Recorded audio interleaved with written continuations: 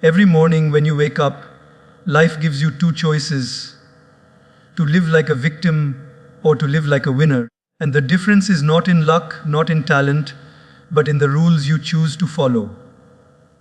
Today, I want to share with you 5 simple but powerful rules that can make you win, not just in your career, not just in relationships, but in life itself. We all want success, we all want peace, we all want happiness. But often we run in circles, chasing money, approval, or recognition, and still feel empty. Winning in life doesn't mean never falling, never failing, or never crying. Winning means rising again, growing stronger, and finding purpose in every step. These 5 rules I'm about to share are not from books, not from theories. They are from life itself. If you practice them daily, you will see transformation not only in what you achieve, but in who you become. Imagine for a moment you are standing in front of a mirror. The reflection staring back at you looks exactly like you, but the voice inside your head starts whispering, "You're not good enough. You don't have what it takes. Look at how many times you've failed." Now pause. Doesn't this sound familiar? We all carry that inner voice, and it often becomes the biggest reason why we stop before we even start. Winning in life does not begin with trophies, medals, or promotions. It begins inside, with mastering the dialogue we have with ourselves. Think about it. When a child takes their first step, they fall. Again, they try and they fall. But never once do they say, "Maybe walking is not for me." They keep getting up until they walk, then run, then jump. Somewhere along the journey of growing up, we stop encouraging ourselves the way we once did. Instead, we begin to criticize ourselves, sometimes harsher than the world ever could. Let me give you a very practical example. Imagine 2 students preparing for an exam.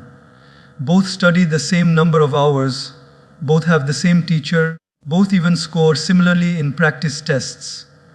But one keeps saying to himself, "I always forget during exams. I'm not smart enough." While the other says, "I've prepared well. I'll do my best and stay calm." On the day of the exam, whose performance do you think will be better? Not the one with more intelligence, but the one with stronger self-belief. This is the power of the inner voice.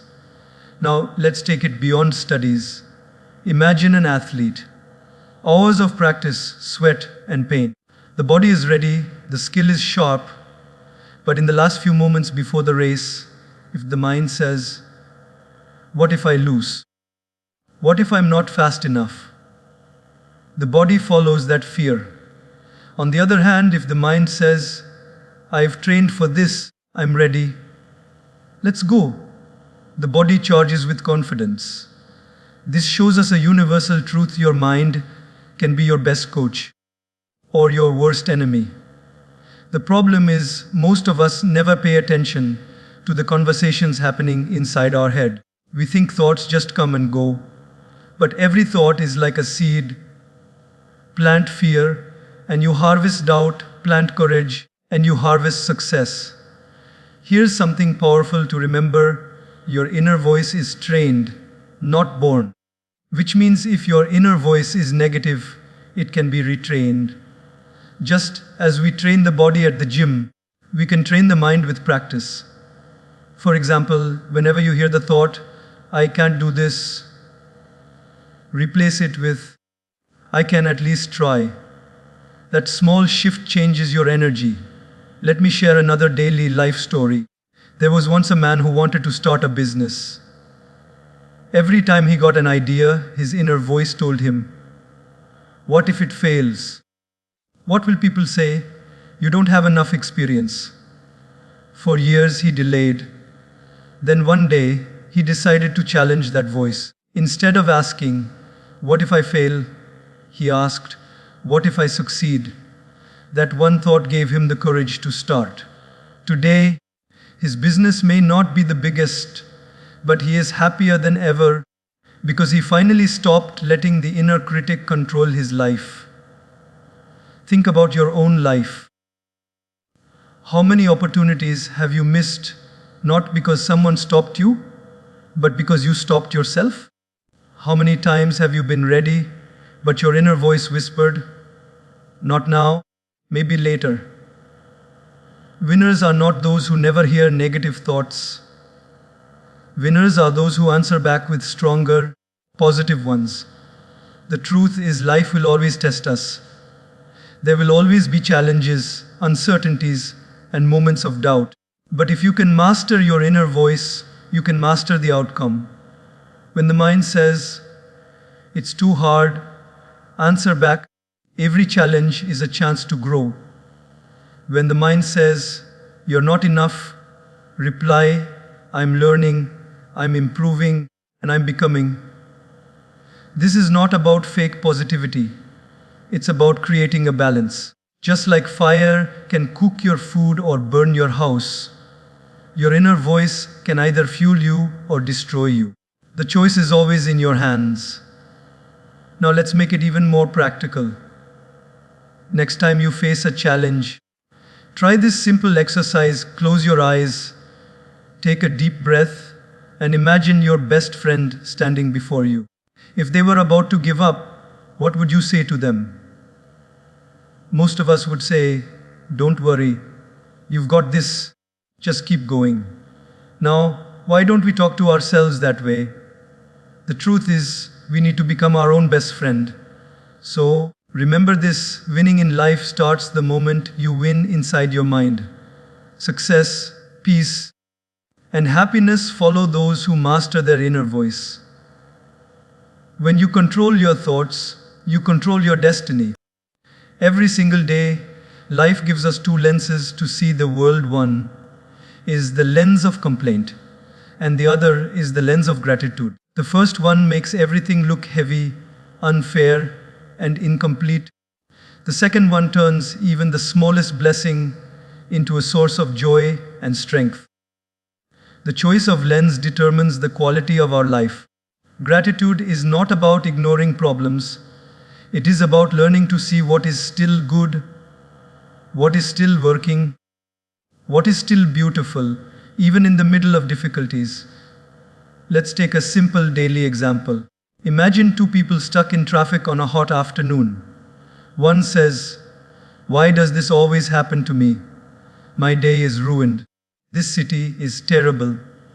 His blood pressure rises, his anger grows, and by the time he reaches his destination, he is drained. The other person, sitting in the same traffic, takes a deep breath and says, "At least I have a car to sit in.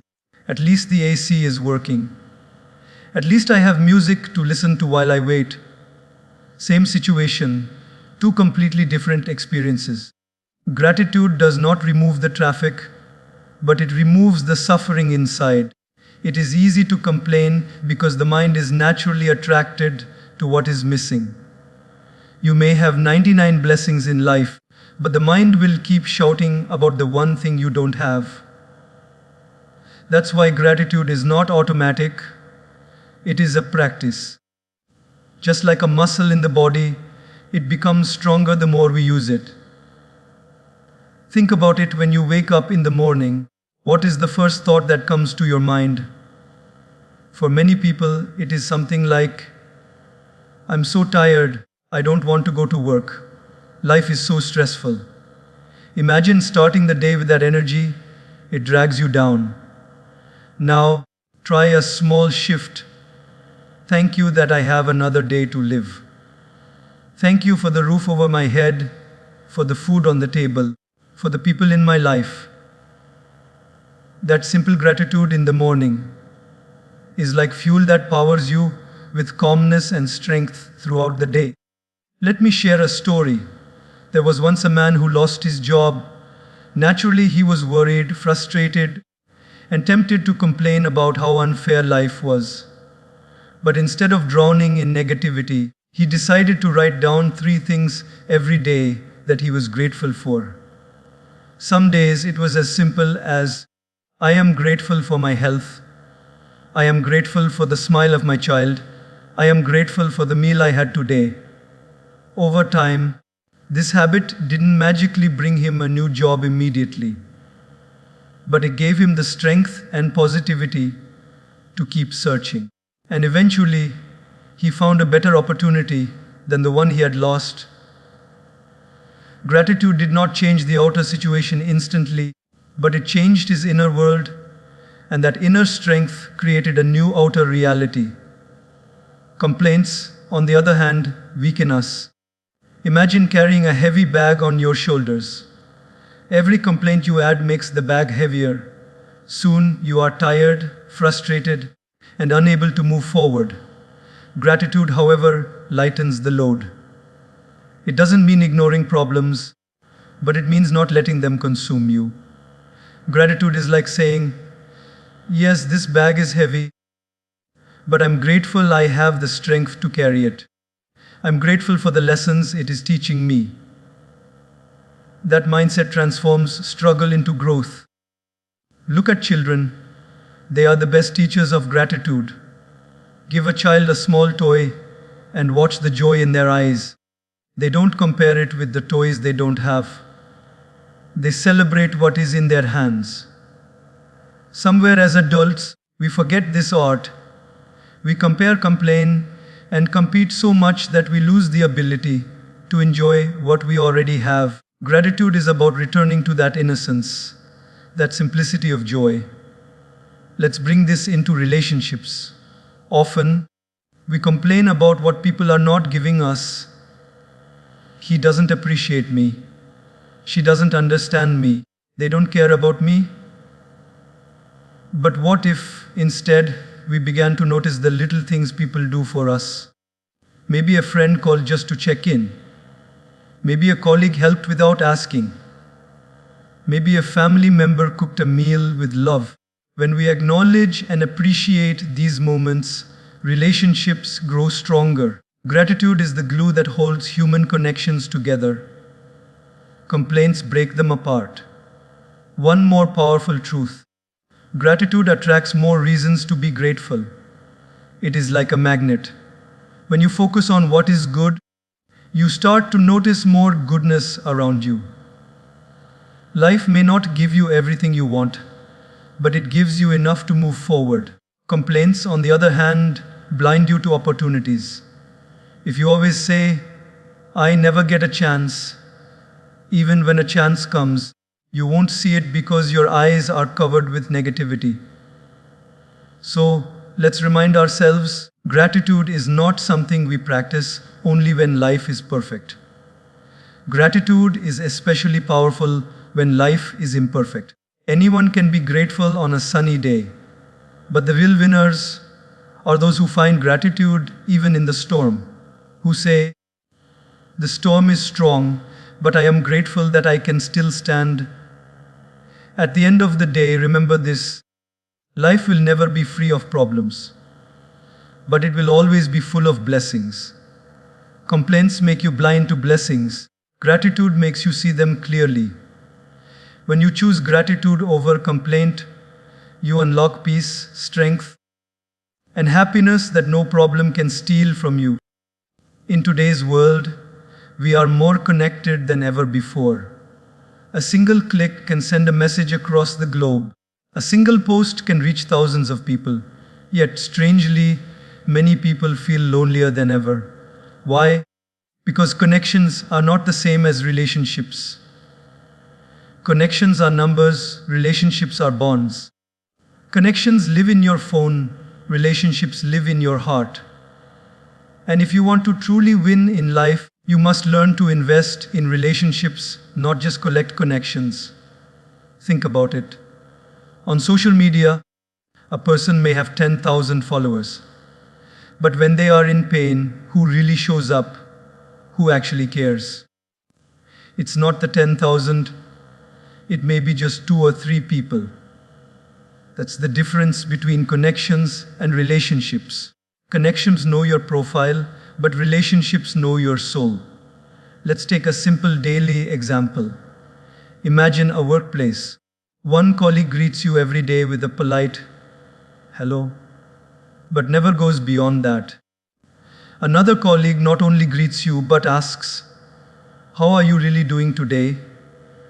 and listens when you answer. Both are connections, but only one is building a relationship. And guess who will have a stronger, more meaningful experience at work? The one who invests in relationships. Relationships are not about grand gestures. They are about small, consistent acts of care. A message that says, "Just checking on you." A smile that says, "I'm glad you're here." A hand that helps without being asked. These little things may look small, but they create bonds that outlast achievements, money, and fame. Let me share a story. There was once a successful businessman who spent years building his empire. He had hundreds of contacts, partners, and acquaintances.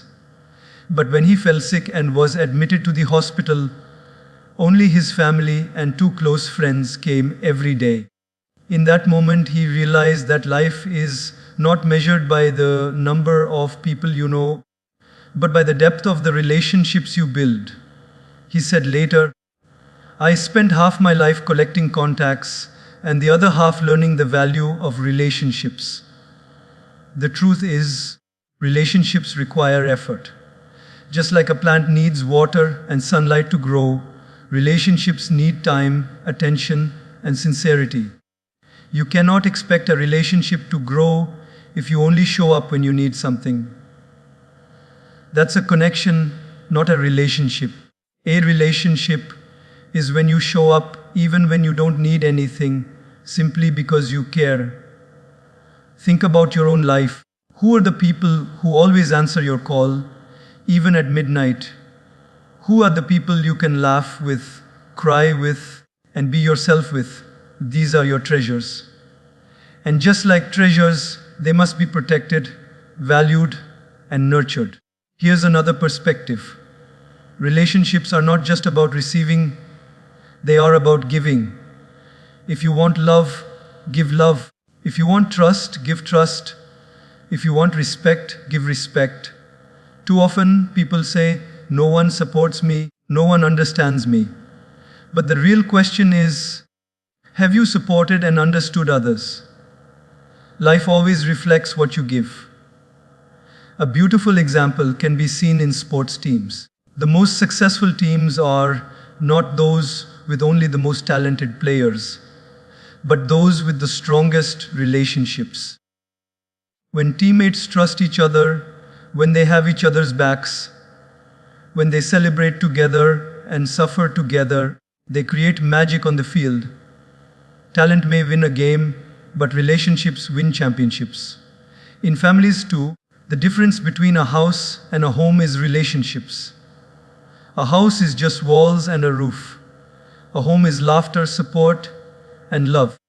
And that comes only when family members choose to value each other beyond obligations. It's easy to take people for granted because they are always around. But relationships grow when we stop assuming and start appreciating. Here's a powerful truth. When you build real relationships, you never walk alone. Life will throw storms at you, but strong relationships are the umbrella that keeps you dry.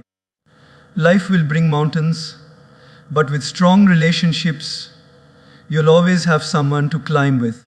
No matter how talented or strong you are, everyone needs people who truly care.